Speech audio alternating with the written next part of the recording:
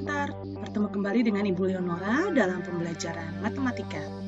Kali ini kita akan belajar tentang kekongruenan dan kesebangunan. Di video ini kita masuk pada bagian yang ketiga, yaitu kesebangunan bangun datar.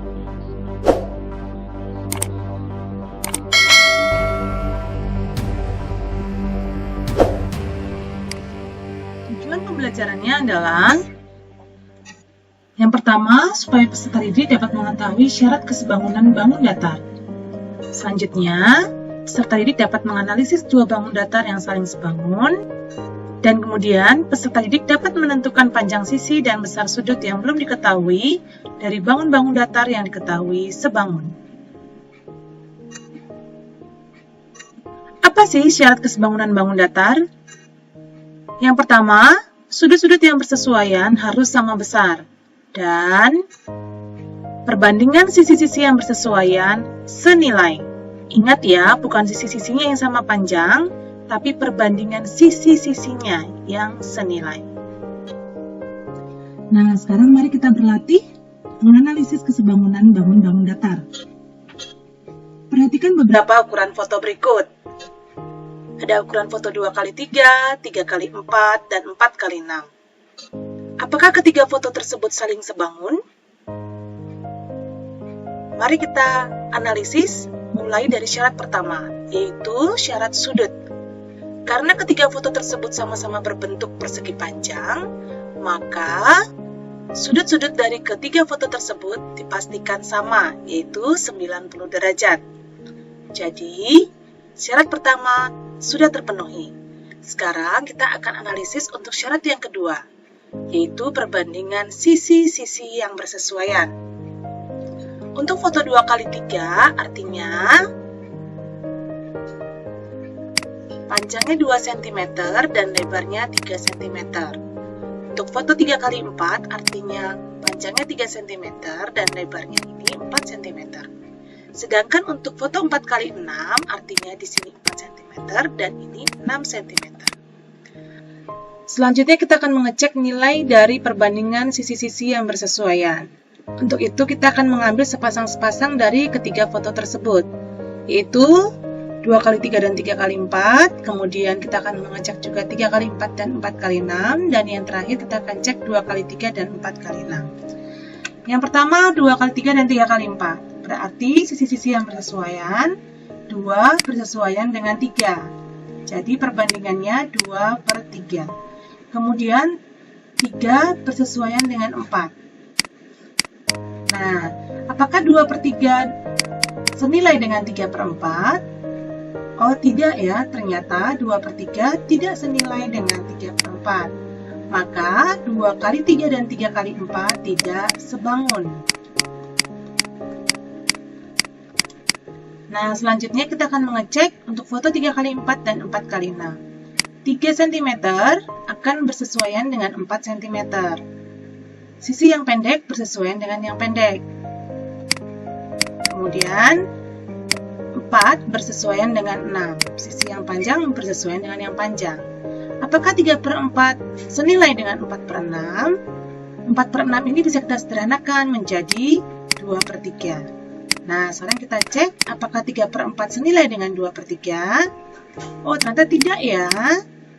Maka foto 3x4 dan 4x6 juga tidak sebangun.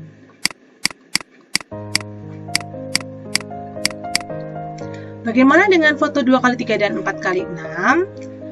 Mari kita cek sisi-sisi yang bersesuaian. Yang pertama 2 dengan 4. Kemudian 3 dengan 6. Apakah 2/4 ini senilai dengan 3/6? 2/4 ini juga disederhanakan menjadi 1/2. 3/6 juga disederhanakan menjadi 1/2. Ternyata nilainya sama ya. Jadi, foto 2x3 dan 4x6 ini sebangun.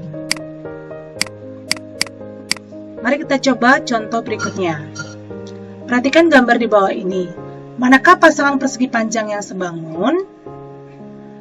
Ketiga gambar tersebut adalah persegi panjang. Oleh karena itu, sudut-sudut dari ketiga bangun tersebut pastinya sama, yaitu siku-siku 90 derajat. Jadi, untuk bangun pertama, kedua, dan ketiga sudah memenuhi syarat pertama dari kesebangunan, yaitu sudut-sudut yang bersesuaian sama besar. Selanjutnya kita akan mengecek apakah ketiga persegi panjang tersebut memiliki perbandingan sisi-sisi bersesuaian yang senilai.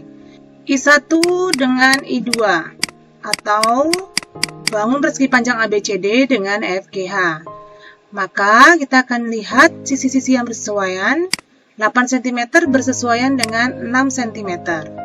Jadi 8/6 kita akan cek apakah senilai dengan 12/8.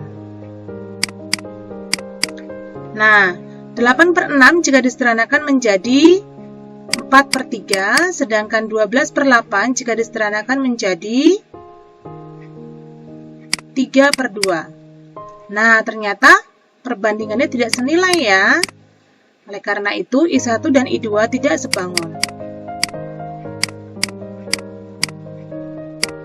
Selanjutnya kita akan cek I2 dan I3.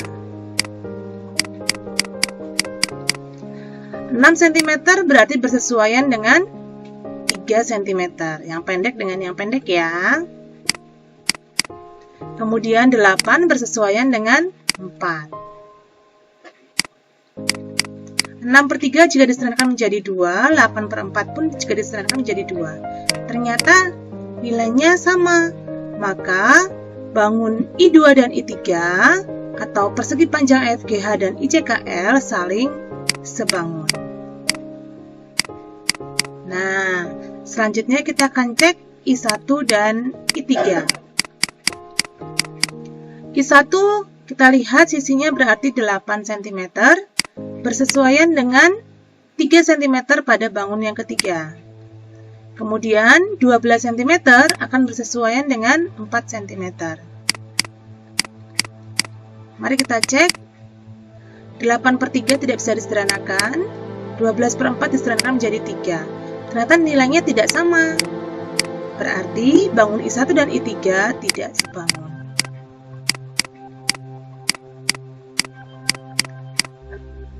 Jelas ya bagaimana membuktikan bangun-bangun yang saling sebangun?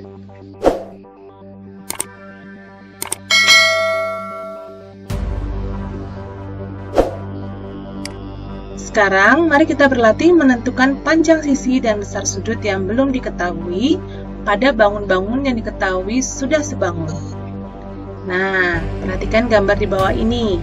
Ada dua trapesium, yang pertama EFGH dan yang kedua ABCD. Bangun ABCD dan EFGH sudah diketahui sebangun. Tentukanlah nilai X, Y, dan Z, kemudian panjang sisi EF, BC, dan HG, kemudian perbandingan luas EFGH dan ABCD. Yuk, kita jawab satu persatu. Yang pertama, kita akan menentukan nilai X, Y, dan Z. Karena bangun ABCD dan EFGH sudah diketahui sebangun, berarti sudut-sudut yang bersesuaian sama besar. Sudut G akan sama dengan sudut C.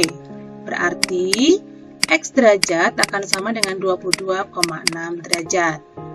Kemudian, untuk menghitung nilai Y dan Z, kita bisa menggunakan sifat dari trapesium, yaitu sudut-sudut yang berhadapan di antara kedua sisi yang sejajar, jumlahnya adalah 180 derajat.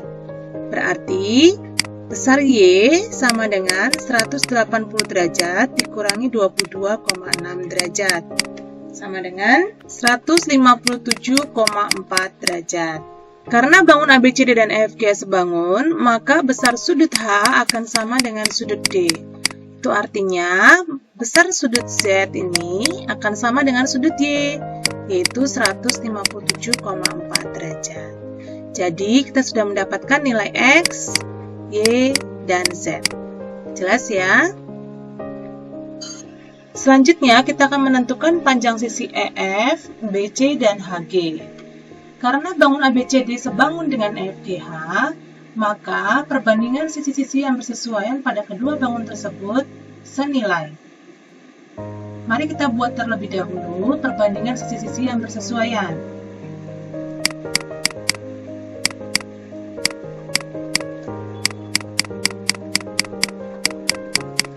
Berarti sisi AB akan bersesuaian dengan EF, kemudian BC akan bersesuaian dengan FG, lalu CD bersesuaian dengan GH, dan yang terakhir DA akan bersesuaian dengan EH. Nah, setelah itu kita akan masukkan panjang-panjang sisi yang diketahui dalam gambar. AB diketahui 16 cm, EF belum diketahui, kemudian BC belum diketahui, FG 20 cm, CD belum diketahui, lalu GH juga belum diketahui. Yang terakhir DA 20 cm, dan yang terakhir EH 15 cm. Nah, untuk menghitung panjang EF, kita bisa gunakan perbandingan 16 per EF dengan 20 per 15. Karena perbandingan sisinya senilai. Jadi 16 per EF sama dengan 20 per 15. Ini bisa kita sederhanakan menjadi 4 per 3. Selanjutnya kita bisa mencari nilai EF yaitu dengan 16 kali 3 dibagi 4. 16 dibagi 4, 4. Jadi 4 kali 3, 12 cm. Nah, jadi panjang EF sama dengan 12 cm. Selanjutnya kita akan mencari panjang BC. Untuk mencari panjang BC, kita bisa gunakan perbandingan BC per 20 dengan 20 per 15. Jadi, BC per 20 sama dengan 20 per 15. Ini kita sederhanakan seperti tadi, 4 per 3, maka panjang BC 20 kali 4 dibagi 3, yaitu sama dengan 26,67. Ya. Nah, yang terakhir kita akan mencari panjang HG. HG adalah sisi miring pada trapesium tersebut. Maka kita bisa mencari panjang HG dengan menggunakan teorema Pythagoras. Jadi kita tarik garis bantu terlebih dahulu di sini, yang siku-siku dengan FG. Berarti kalau kita beri nama ini P, maka panjang FP ini 15. Sehingga PG sama dengan 20 dikurang 15 yaitu 5. Nah, panjang PH ini akan sama dengan panjang EF yaitu 12 cm. Ini ya, tadi kita sudah cari panjang EF-nya. Jadi ini 12 cm.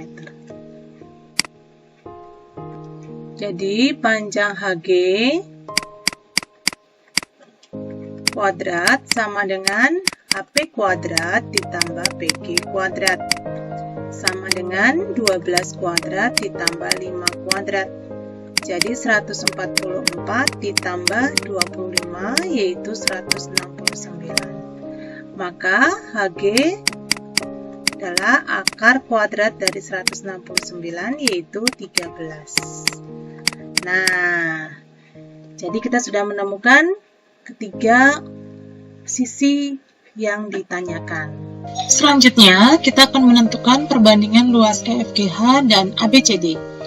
Untuk menentukan perbandingan luasnya, kita tidak perlu menghitung luas masing-masing dari bangun EFGH dan ABCD. Kita bisa menghitung perbandingannya dengan rumus perbandingan luas sama dengan perbandingan sisi dikuadratkan. Kita cukup memilih satu perbandingan sisi yang bersesuaian. Kita akan pilih perbandingan sisi yang sudah diketahui pada soal, yaitu EH per AD.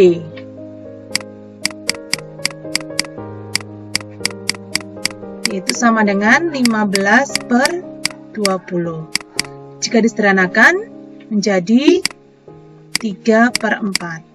Maka perbandingan luasnya kita peroleh 3 per 4 dipangkatkan 2 sama dengan 9 per 16. Nah, inilah perbandingan luas EFGH dan ABCD. Bagaimana? Sudah jelaskan mengenai cara mengerjakan soal-soal pada kesebangunan? Nah, latihlah terus pemahamanmu dengan mengerjakan soal-soal yang ada di buku paketmu. Karena semakin banyak berlatih, pasti kamu akan semakin terampil. Demikian pembelajaran kita hari ini. Selamat belajar dan tetap semangat. Sampai jumpa.